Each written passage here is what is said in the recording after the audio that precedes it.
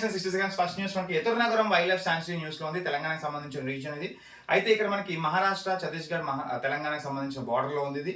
అయితే 1953లో ఎస్టాబ్లిష్ చేశారు. దీంట్లో ముఖ్యంగా take and type of would లాంటి టైప్ ఆఫ్ ట్రీస్ మనకి ట్రాపికల్ డెసిడ్యూస్ ఫారెస్ట్ లో వస్తుంది. రీసెంట్ ఫారెస్ట్ ఫైర్స్ అక్కడ అయింది. సమ్మక్క సారక్క మనకి జాతర కూడా ఈ రీజియన్ లో జరుగుతుంది, తాండవ్ రీజియన్. అలాగే స్మార్ట్ ఎలక్ట్రిక్ మీటర్స్ అనేది మనకి న్యూస్ లో ఉంది. 25 lakh కన్వెన్షనల్ మీటర్స్ ని ఇప్పుడు మనకి ట్రెడిషనల్ మీటర్స్ ని స్మార్ట్ మీటర్స్ తో కన్వర్ట్ చేయబోతుంది మొత్తం భారతదేశం అంతటా.